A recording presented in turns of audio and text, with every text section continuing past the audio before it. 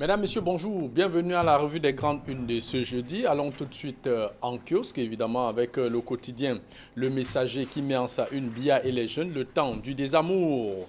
C'est ce qui transpire d'une correspondance du gouverneur de la région du Sud au délégué régional des enseignements secondaires sur l'évaluation des élèves de sa circonscription administrative. Élection à la CAF, Gianni Infantino et l'impossible consensus le journal pose la question. En attendant le 12 mars, le président de la FIFA tente de trouver un compromis avec les différents candidats en liste, évidemment avec le Sud-Afrique Patrice Motsepe qui serait donc président, avec comme adjoint Augustin Senghor le Sénégalais, deuxième vice-président le Mauritanien Ahmed Yahya et évidemment Jacques Anouma l'Ivoirien comme conseiller spécial. En tout cas, un consensus qui risque de se plomber, a écrit donc le quotidien Le Messager. Le quotidien Nouvelle Expression parle de retour de Covid, hésitation incompréhensible de Yaoundé, alors que le gouvernement donne des informations alarmistes sur le retour en force de la propagation de Covid-19. Les pouvoirs publics traînent en même temps à prendre des mesures fermes qui avaient pourtant fait de leurs preuves l'an dernier. Pourquoi? On aura l'occasion évidemment de découvrir cela au cours de cette émission. Le journal parle aussi du Nord-Ouest, violent affrontement. L'opération baptisée Buis 1 a permis de neutraliser les sécessionnistes et démanteler une fabrique d'armes, tout comme un camp d'entraînement dans le Kumbo. Puis le journal parle de l'attaque des BAM, la pression des États-Unis. L'ambassadeur des États-Unis au Cameroun dit son émotion suite au rapport accablant de Human Rights Watch. Désordre urbain, la lutte est engagée.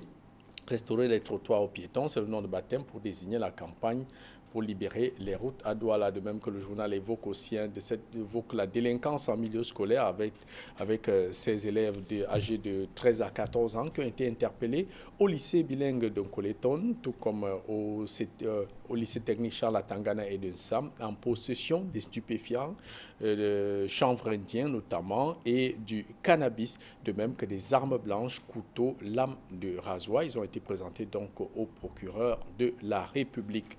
Le journal Émergence met en sa une vie de parti. Le RDPC annonce le renouvellement de ses organes de base. Le journal Mutation parle de la pétition au Congrès américain, la phase cachée. Le journal vous invite à lire les coulisses de la préparation de la lettre controversée signée par 62 députés que vous découvrirez évidemment dans les colonnes du quotidien Mutation. De même que le journal parle de fonds Covid-19, un auditeur indépendant sollicité. Évidemment, c'est le ministre des Finances, Lupaul Motazé, qui a lancé un appel à manifestation d'intérêt des cabinets indépendants qui viendront auditer les 180 milliards de francs CFA mis à la disposition des départements concernés pour la gestion de la pandémie Covid-19 de la période de mars à décembre 2020. Le quotidien L'économie met en sa une redevance forestière. Le Cameroun réclame des impayés à 16 sociétés minières. Dans une note publiée le 24 février, le ministre Gabriel Dodondoké des Mines, de l'Industrie et du Développement technologique les invite à s'acquitter auprès du Trésor public. Le journal le journal Cameroun Tribune plutôt, met en sa une Assemblée nationale, la touche des femmes. Elles ont progressivement gagné leur place au sein de la représentation nationale où elles constituent aujourd'hui 33% des effectifs, soit 61 sièges. Et au-delà du nombre, les électeurs et même leurs collègues masculins leur reconnaissent des qualités particulières dont la plus grande proximité avec la base. Le quotidien Le Jour met à une crise anglophone, femmes déplacées de guerre, victimes des exactions des belligérants dans la région du nord-ouest et du sud-ouest et peinent à se prendre en charge dans leurs refuges de l'ouest où les prix des loyers ont grimpé, de même que les prix des denrées alimentaires. On finit cette revue de presse, on passe d'abord avec le journal Forum libre du prince Aristide Gekam qui parle de Sénat et justice sociale, un anglophone prochain président, écrit donc le journal. Et pour boucler donc la revue de presse avec le journal satirique Le Popoli qui parle de football. Quand Cabral lorgne le Graal, le journal indique qu'il grenouille à volonté de gouverner le Cameroun. Le leader du PCRN et ses militants le lui promettent en chœur à l'horizon 2025. En attendant, Cabral souffle les délices du Parlement et cela se voit sur le bout de sa cravate. Cela ne semble pourtant pas calmer le zèle à gouverner l'honorable président. Cabral Léby pense avoir beaucoup à apporter à la FECAFOOT et le dit sans fioriture dans ses multiples sorties. Évidemment, observez voyez bien cette caricature avec le président du PCRN, deux de ses militants qui le retiennent par ses bretelles, de ne pas aller à cette affaire de FECAFOOT. Entre-temps, le professeur Albert Mbida qui demande à Sédou Momonjoya, toi, tu es qui, Sédou? Et évidemment, Momonjoya de lui répondre, toi, qui Mbida? En tout cas, ça traduit évidemment l'ambiance délétère autour du football camerounais. Voilà pour ce qui est donc de la revue de presse ce matin. Place à présent avec nos invités du jeudi. Camille Nélé, bonjour et bienvenue à la revue des grandes unes, évidemment avec l'actualité qui vous a marqué. Jean-Paul Chouniat, bonjour. Bonjour Guy Hervé Fongan. Bonjour aux téléspectateurs de Kinox Télévision. L'actualité qui m'a marqué, c'est cette vidéo qui fait le tour des réseaux sociaux où l'on voit des individus profaner l'une des villas du président Aïdjo Ngondéré. On voit comment de jeunes individus sont en train d'ouvrir les tiroirs, montrer le lit, montrer la chambre, montrer les toilettes, montrer la cuisine, montrer même les médicaments. Tout avait même déjà été saccagé. Saccagé, on voit que c'était saccagé. Et d'ailleurs, des langues bien informées, des gens bien informés disent qu'à cette époque, c'était M. Mouchi Pousseïdou qui était gouverneur de la Damara. Et on l'avait vu en plein jour amener des camions entiers pour sortir les choses de cette maison qu'il allait déposer dans sa maison à Kumba. Vous savez, après ce jugement du président Aïdjo, on a même vu sa maison de Garoua qui a été complètement vandalisée, où on a même été jusqu'à enlever les carreaux de la piscine. Je dis les carreaux de la piscine. C'est quelque chose d'extraordinaire qui s'est passé. Il est vrai que entre-temps, les biens saisis du président Aïdjo ont été restitués, mais tout ce qui a été saisi est parti. Le gouvernement Mouchipo Saïdou qui avait ramassé ces effets-là, on sait que ce qui lui est arrivé par la suite, comment il a fini par la prison, il a déchéance. C'est peut-être cette malédiction. Mais moi, je dis tout simplement qu'il faudrait que les gens fassent attention et commencent à avoir le culte du sacré. Ces jeunes qui sont partis vandaliser la maison du président Aïdjo, quel exploit voulaient-ils mettre en exergue en le faisant? Et maintenant, quand on regarde ce qui doit être fait, ce qui doit être fait pour empêcher cela. Vous savez, le roi Farouk avait été renversé par Nasser, hein, mais même après cela, ses résidences sont restées en l'état. Et rien n'a bougé. Même dans la chambre de Farouk, on trouve encore sur le boudoir de sa femme, le pinceau qu'elle utilisait pour la toilette. Le dictateur Ceausescu, qui avait été... le Roumain. Débarqué en Roumanie et même fusillé dans une école. On n'a rien touché. Des effets, tout est resté intact dans sa maison. Mais d'où vient-il qu'au Cameroun, des jeunes fous, non seulement, et même de hauts responsables, ont dévalisé les propriétés du président Aïdjo et maintenant sont en train de les exhiber comme des trophées ou comme des curiosités sur les réseaux sociaux. C'est tout simplement révoltant. Bien triste tout cela, Camille Néné. Guerre Fongan, bonjour et bienvenue à la revue des grandes huttes. Bonjour Jean-Paul. De publication de Politique Hebdo. Merci de le rappeler. Bonjour Jean-Paul et bonjour... Journée un peu paru cette semaine. Si, il est en train d'arriver. Bonjour Jean-Paul et bonjour nombreux téléspectateurs qui prennent du plaisir à regarder la revue qualitative, il faut le dire avec emphase, des unes qui paraissent au Cameroun. Alors, il faut dire, moi j'ai été marqué, je suppose que vous aussi, vous avez dû remarquer comment la vidéo qui est circulée depuis quelques temps du ministre de la Santé, Naouda Malachi, qui depuis quelques temps a un discours après... j'ai failli dire apocalyptique, en rapport avec la crise qui sévit en ce moment, Covid-19. Et on était un peu très embêtés de voir tout un ministre de la Santé sans respect de mesures barrières et avec des gens autour de lui qui aussi ne respectaient pas la distanciation sociale. Le ministre n'était-il pas en famille? Voilà, donc... ça date de décembre. Voilà, donc cette vidéo qui est devenue virale, qui ces jours-ci fait le tour de la toile, pose un peu un problème quant à la manière dont cette pandémie est gérée par les pouvoirs publics. Et heureusement qu'on fait bien de... L'inspection nous a dit qu'il y a un audit qui est annoncé. Non, cette vidéo, je vais dire que est de nature à s'aimer le doute et à renforcer... Donner l'impression que le mauvais exemple vient d'en haut. Et à renforcer les doutes que beaucoup de gens ont de plus en plus vis-à-vis de la réalité et de la nuisance de cette pandémie-là. Et ce n'est pas de nature à rassurer quand on sait qu'il y a plusieurs autres circonstances aggravantes. En février, on en a eu 2 grands concerts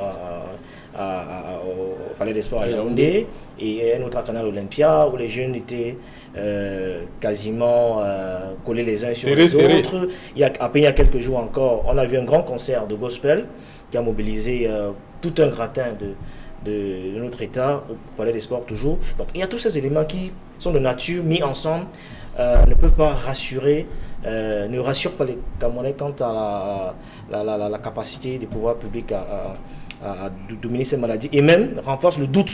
Parce que quand les Camerounais voient tout ça, il y en a qui aujourd'hui ont du mal à croire que la situation est grave. La dangerosité de cette pandémie quand ils voient tous ces éléments réunis ensemble et le ministre ne prêche pas par l'exemple. Camille Nélé, on se rappelle en son temps, il y a un certain nombre de dénonciations qui avaient été faites sur la gestion des fonds Covid-19. L'honorable Nidje a fait des dénonciations et tout, où il y a eu certainement des marches effectives, des surfacturations, des détournements des deniers publics.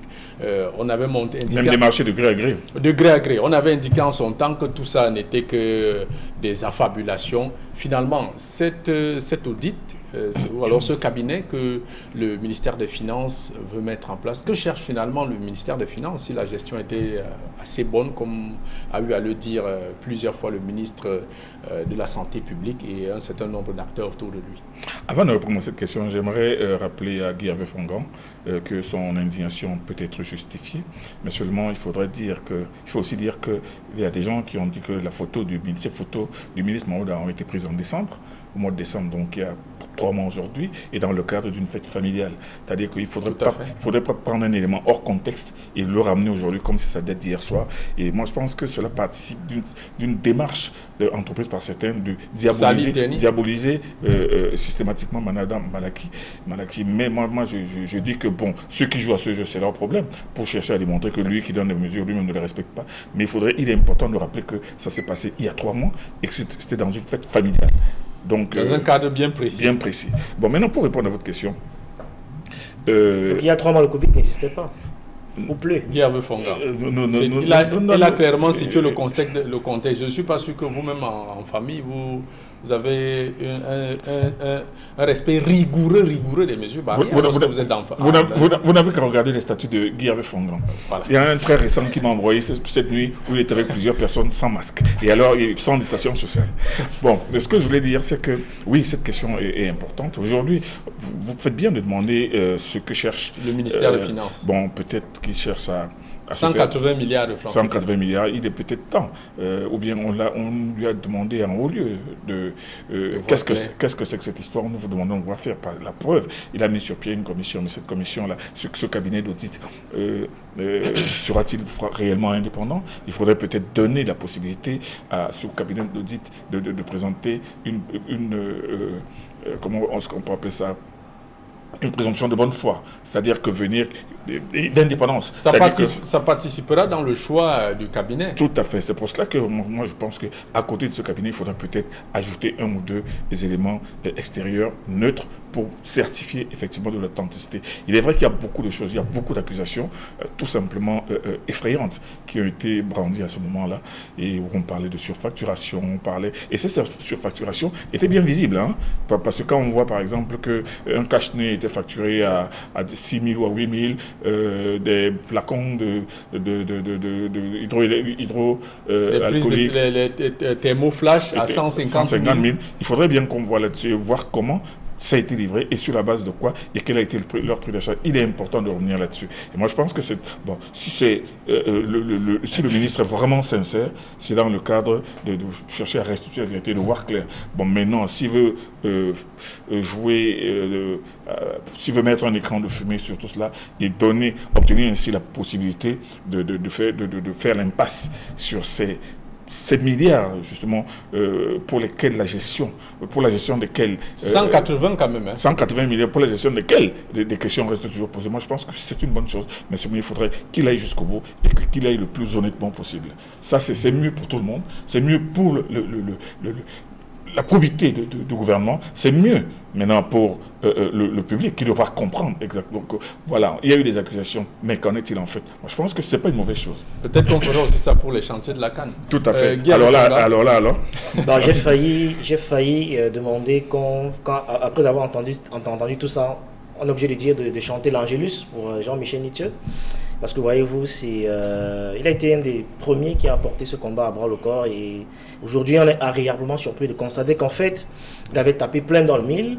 Je me souviens qu'à cette époque-là, il avait été traité de tous les noms. Donc cette réaction du ministre n'est que ce que Jean-Michel Nietzsche demandait. Tout à fait. Ça fait très longtemps que...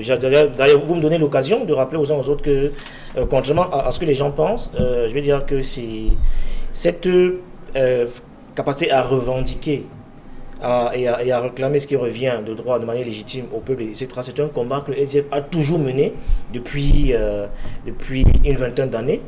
Et il est important de rappeler qu'aujourd'hui, que l'Audi demande 180 milliards, donc en rappelant au passage que le fameux riz d'Orca, jusqu'à aujourd'hui, personne ne sait où il se trouve, personne là, on l'a jamais eu. Il y a eu une sorte de ponce pilatisme opéré par le ministre qui dit qu'il a remis au gouverneur, on dit qu'il a remis au sous-préfet et préfet. Non, ça s'est dilapidé dans la nature. Donc il est important qu'on sache. Quand je relisais encore il y a quelques jours la première lettre qu'avait adressée Jean-Michel Nietzsche au ministre de la Santé, où c'était ahurissant, les chiffres, c'était à tomber, c'était totalement renversant, où on dit qu'on va un flash à 150 000. 150 000, c'est totalement surréaliste, avec des marchés de gré à gré, de 100, 200, 300 millions, qu'on passe comme ça sur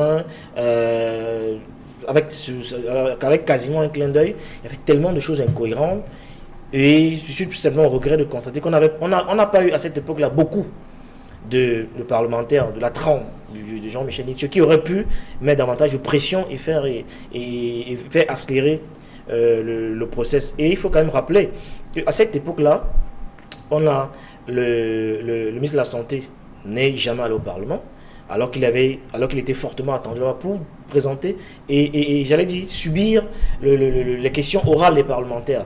Bon, alors qu'il était bien présent au pays, il a été plusieurs fois attendu, il n'y est jamais allé.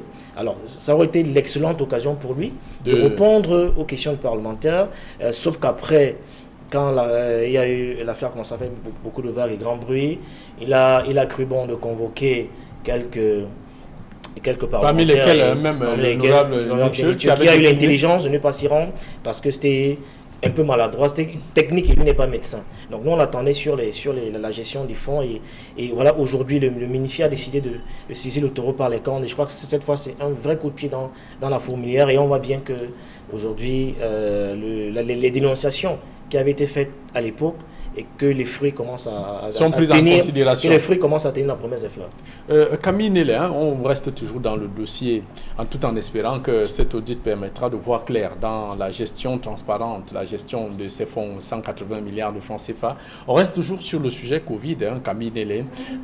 Au moment où il y a cette résurgence d'une nouvelle variante du coronavirus, le journal de l'Expression indique qu'il y a des hésitations incompréhensibles du régime de Yaoundé, du gouvernement de Yaoundé, qui évidemment, au moment où la maladie revient en force, le gouvernement tient des propos alarmistes sur cette pandémie, mais sans toutefois prendre des mesures, sans toutefois faire respecter tout au moins les 13 mesures qui avaient été prescrites bien avant, notamment le simple port obligatoire du masque. Mais moi, je pense que, je ne sais pas ce qu'on attend du gouvernement, depuis cette résurgence, le gouvernement procède par une communication assez précise et assez dense, non seulement sur la prise de conscience collective, sur le port du masque, surtout sur les lieux publics. Et d'ailleurs, on voit que de plus en plus sur les lieux publics et surtout dans les bureaux, on demande absolument le port du masque, sur le lavage des mains et tout. Mais moi, je ne sais pas ce que l'on veut. Parce que si l'on veut que le gouvernement revienne au mode de l'année dernière, où on a fermé les écoles, vous savez ce que ça a coûté aux familles et aux élèves, une année quasiment blanche, où les gens étaient confinés, vous savez ce que ça a coûté au ménage, où les gens vivent ici au jour le jour, pour la plus grande majorité, où si vous ne sortez pas, vous ne mangez pas. Si vous ne sortez pas vous débrouiller au marché ou sur votre moto, vous ne mangez pas. Alors si vous demandez à tous ces gens de rester chez eux, tout simplement parce que vous voulez Mais faire... est-ce que ça empêche de respecter les mesures barrières? Non, les mesures barrières, moi je pense que le fait de les balancer matin, midi et soir à la télévision et même de les faire respecter. Moi j'ai vu par exemple hier un policier qui était en bordure de route, un taxi était là, il a demandé aux passagers d'un taxi de descendre, il dit monsieur mettez vos cache-nez. Vos cache-nez. Un policier, mettez vos cache-nez ou descendez. J'ai oublié, allez en acheter un.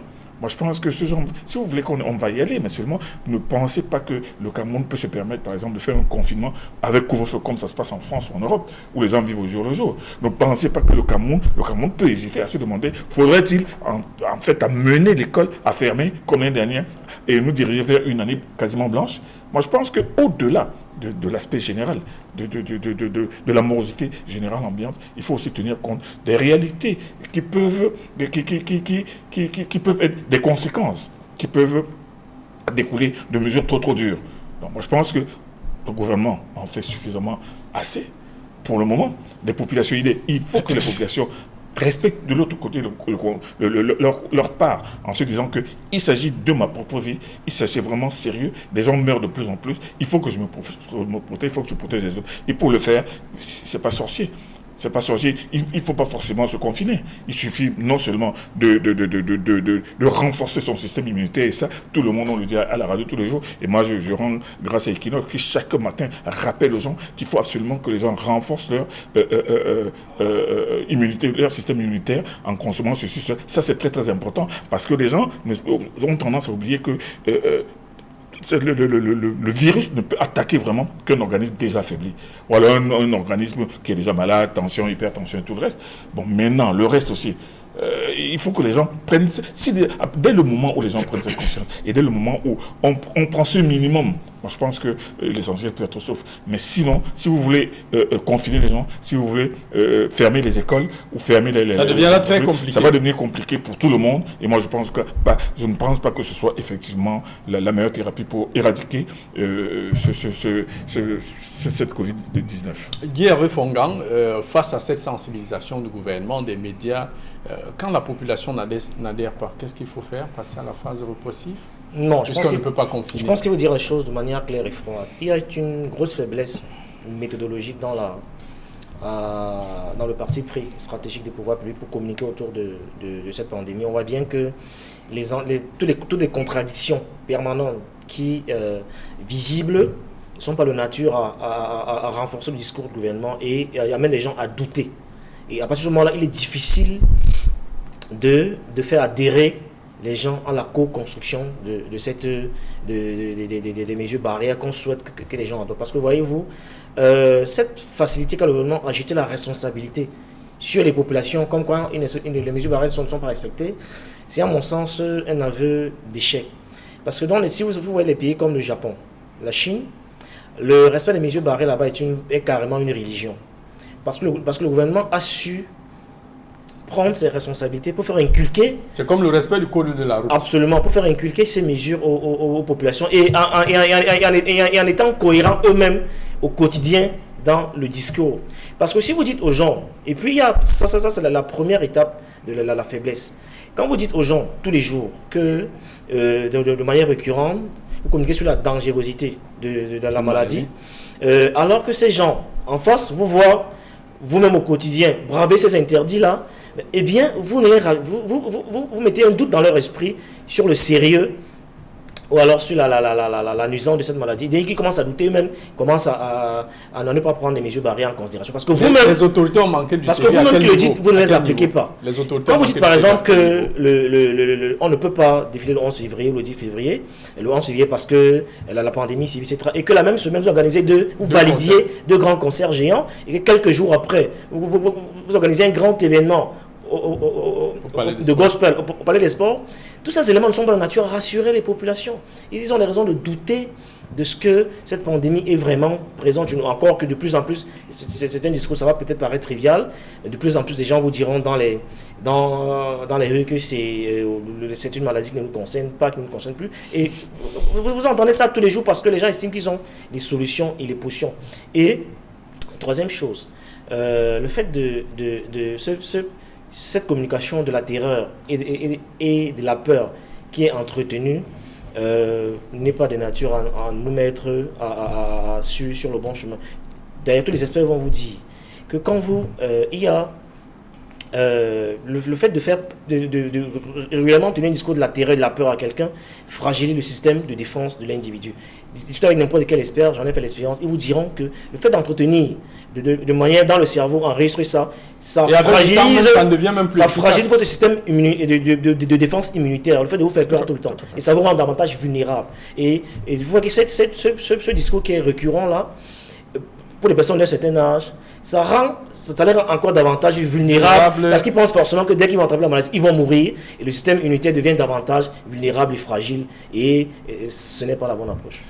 Kamine, les parlons de cet affrontement survenu à Kubo.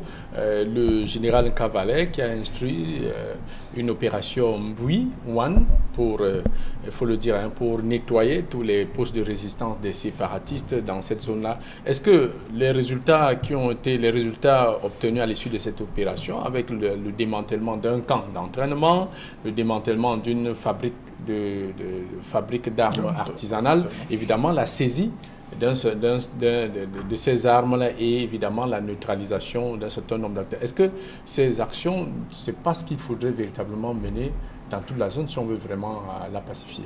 Ce sont des actions qui sont menées régulièrement. Elles sont menées régulièrement aussi bien le général Cavaler que le général Eba ici, de la 2e région militaire. Le général Cavaler de la 5e région, ce sont des opérations qui sont menées. Et cette dernière opération du général K, on voit les photos, on a vu les photos. Il y a près d'une centaine de fusils. Imaginez ces fusils en circulation. Imaginez ces autres fusils qui sont en fabrication entre les mains de ces fanatiques. Donc moi je pense que le fait de réussir une opération comme celle-là, d'ailleurs, telle que le dit la nouvelle expression qui a duré 8 jours, ils ont ratissé toutes les zones pendant 8 jours pour tomber non seulement cette fabrique d'armes, on voit là-dedans des bonbons de gaz, des fusils, des fusils d'assaut, des munitions, et bien entendu le chanvre, les gris-gris et toutes sortes d'éléments qui permettent l'utilisation de ces armes. Moi, je pense que c'est un satisfait et c'est une raison de plus, non seulement pour les populations de se sentir sécurisées, mais aussi un sentiment de fierté pour l'armée qui fait vraiment son boulot parce que au-delà de cette mission qui est extrêmement ardue, vous imaginez des gens qui sont en brousse, qui sortent, qui tuent des gens et qui retournent en brousse, les rechercher, les localiser, ce n'est pas facile. Je pense que parfois le relief ne joue pas pour non, vous. Non seulement même les populations elles-mêmes qui sont apeurées ou bien qui sont complices vous empêchent de mener à bien ces missions et font que elle est de plus en plus ardue chaque jour. Sans oublier que dans cette opération, justement, il y a 3 soldats camerounais qui sont morts. 3 soldats qui sont morts, qui ont perdu leur vie tout simplement pour pacifier une zone qui ne l'est plus depuis plus de 4 ans. Donc moi je pense qu'aujourd'hui, au-delà de toutes les jérémiades par lesquelles certaines ONG sont en train d'intoxiquer le monde entier et surtout sont en train de vouloir faire croire aux États-Unis qu'il faut que les États-Unis viennent intervenir ici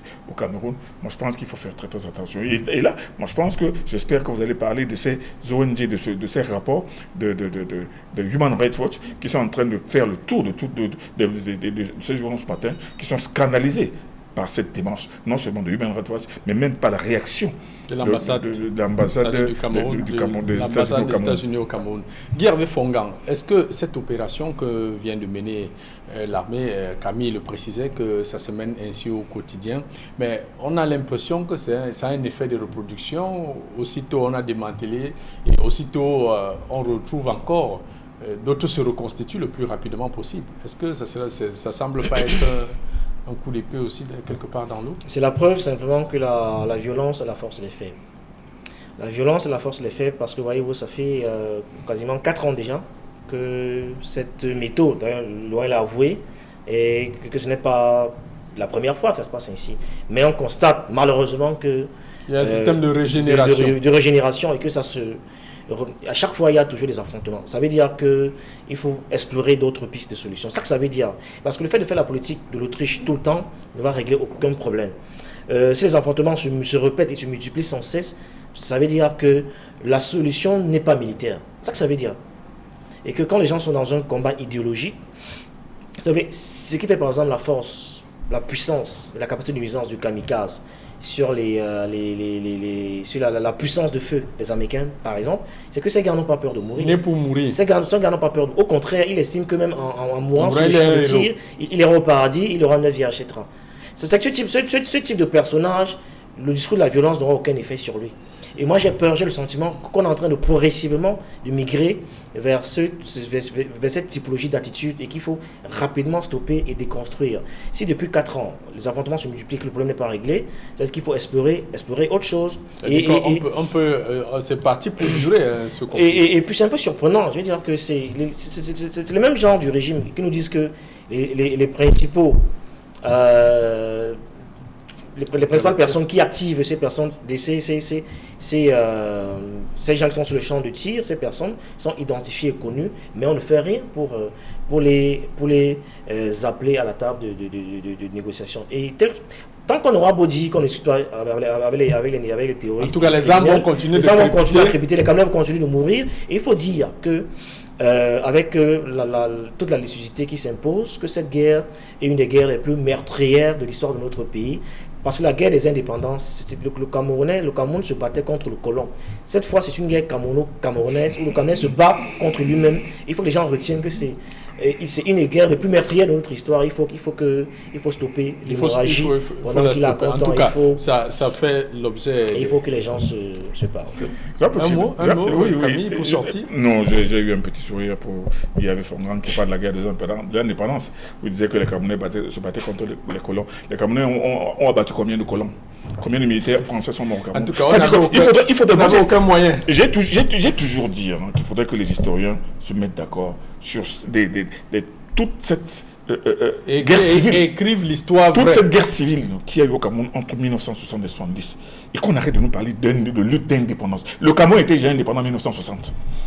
C'est-à-dire qu'il faudrait démythifier un certain nombre de clichés. Indépendance de façade. Oui, de clichés. Si vous voulez, il faut en faire du faire révisionnisme. Bon, ok, allons-y, faisons du révisionnisme et non. Je veux dire que non, il faut... Pour sortir, Camille, oui. Un mot sur ces élèves qui ont été interpellés dans 3 établissements de Yaoundé en possession de stupéfiants et d'armes blanches. C'est tout simplement... 13 ans et 14 ans. Non seulement c'est dramatique, mais c'est terrible. C'est terrible, mais au-delà des faits, au-delà de leur interpellation, au-delà même de leur déferment au tribunal, comment faire pour les réprimer? On va les envoyer en prison à 13 ans. Il n'y a pas de prison pour enfants dans ce pays. Je pense qu'il y a aussi ce côté auquel personne ne pense. Parce que ces enfants qu'on va arrêter, les remettre en liberté ne résout pas le problème. Il faut une autre démarche, non seulement de recadrage, non seulement d'encadrement, mais seulement aussi de répression. Mais comment réprimer un enfant de 13 ans, de 14 ans?